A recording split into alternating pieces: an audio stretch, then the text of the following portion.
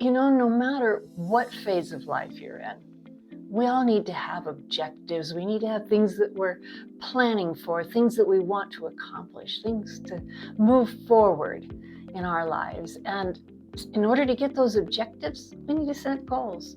Now, even if you're retired, I would venture to say that you wouldn't have gotten there unless you had had some goals along the way. So no matter what part of life you're in, think about that.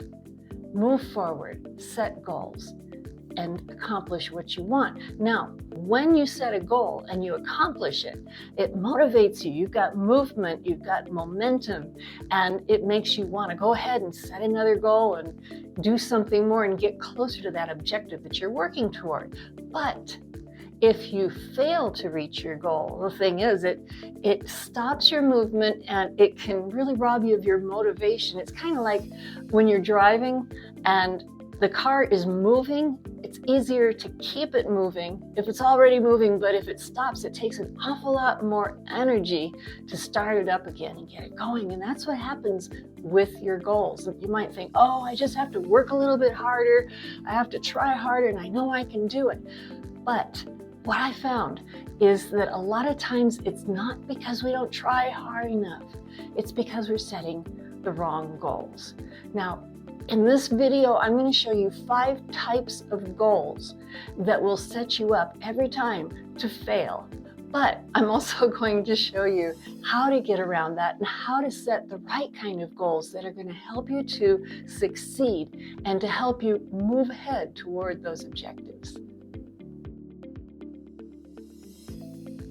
The first kind of goal is setting a goal for specific results. Now, if you do that, you're setting yourself up for failure because you can't always predict what your exact results are going to be, but instead set your goal for the process that you need to do to get the results that you want. Like, for example, if you're trying to lose weight, instead of setting the goal to lose, let's say, 5 pounds in a month, instead, set the goal for the process that you need to do to be able to lose those 5 pounds. Because you don't exactly know what your body is going to do and how things are going to respond, but you do know what you can do. Let's say you want to set the goal to eat a salad every single day for a week.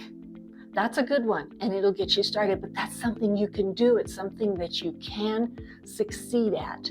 And after that, you can go on from there. And it works in just about anything that takes a specific process to be able to get to the goal.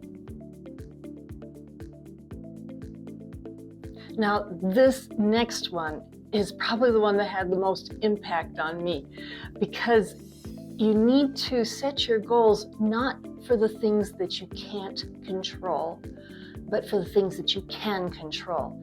And they say there are 2 things basically you can't control, and that's the weather and that's other people. I mean, you can try to influence other people and convince them to do things, but when it comes down to it, people's reactions, people's responses are things that we cannot control. And it's so easy to set those goals toward what you get from the numbers of people doing this, responding. Like, with what I'm doing with YouTube, for example, I could say, oh, I want to get so many subscribers, so many views, and really look at those numbers. Those are things I can't control. For you, it might be something completely different. Maybe you like to sell things and you want to have so many sales by a certain time, or maybe you're putting together a fundraiser or something and you want people to donate, you want to make this thing work. Whatever it is in your life, if it has to do with what people do to respond to something, then you can't control that when it comes down to it. And when you work really hard and it doesn't come out with the numbers that you want, it can be a little bit depressing. Like, let's take the example of a fundraiser. Instead of the numbers, you could set a goal, let's say that I'm going to contact 5 organizations to ask for donations or something like that. Make it a goal that is based on something you need to do to get to that is something you can control, it's something you can count, and it's something that can come out right for you in the end. Now, the third kind of a goal that is going to set you up to fail It's when your goal is to do something perfectly, that you have to do this exactly right, and this time I can really do it. Instead of perfection, set your goal for improvement. When you set your goal for improvement, that's something you really can do. And yes, you can push yourself a little bit harder and have an idea of how much you want to improve. But instead of going for perfection and then you fail to get it and, oh, I messed it up again. No. Gauge it on your improvement and make it something that you can measure. Because when you can measure improvement with some kind of a quantity or a number or just how you've been responding to things, then you can move ahead and be motivated. And this could be for all kinds of things: improvement in your own habits. It could be improvement in your time use. If you're wasting too much time, maybe you have a goal of controlling your anger, your emotional responses to things. You can get better at it. You can improve at it. You could say, yeah, I didn't lose my temper over this or that. And you can really gauge your improvement. You can measure that and see that you have reached the goal that you want, and go on to set a little bit more of a goal the next time. The next kind of a goal that will set you up just to fail is when you set a goal that is really exaggerated. It's way more than you know that you're going to be able to accomplish. Now, you do need to push yourself a little beyond what is easy, because if it's just what is easy, then you can do better than that. But this could be for any number of things, like if you're trying to pay off debts, for example, and you say, I got 3 months and I'm going to have this debt paid off, and you set that goal and you get to the 3 months and you didn't do it. Take a look and be realistic. See how much money you have coming in. Can you really pay that off? Can you just save and change things a little bit and make it work, and then feel so good because you advanced more than you thought you would? But don't exaggerate it too much, because then you're just setting yourself up to fail.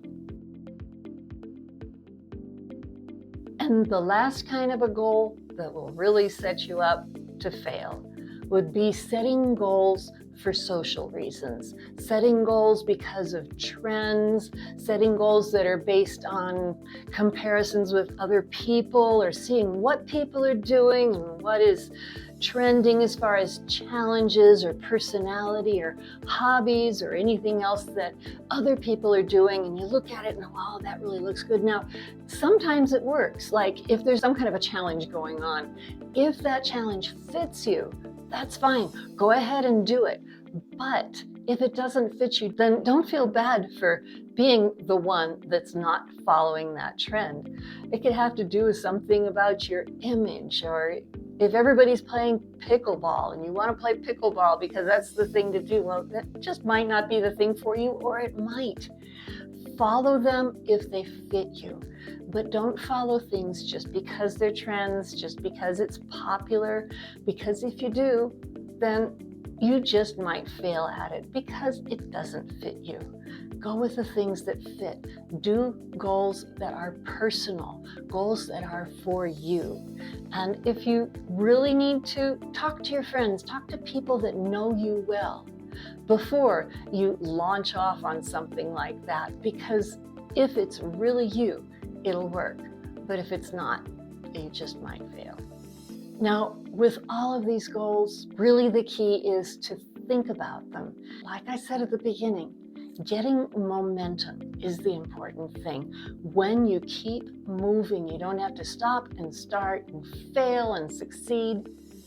Set your goals wisely. And that way you can keep moving, because the objectives that we have for our lives are important.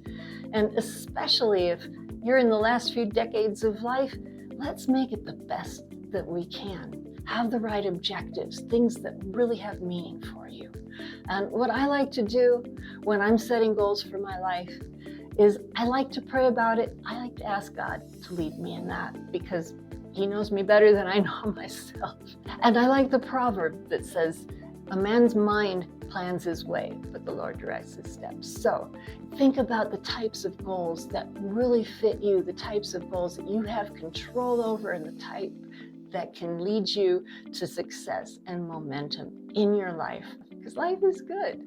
We've got a lot of good things ahead of us. So thank you for watching this video. I really want to know what you think. Leave a comment down below. Let's start a conversation. I've been getting some good comments lately. I really love reading them. So let me know. And there's another video coming up here that I think you're going to like. So thanks for watching, and I'll see you in the next one.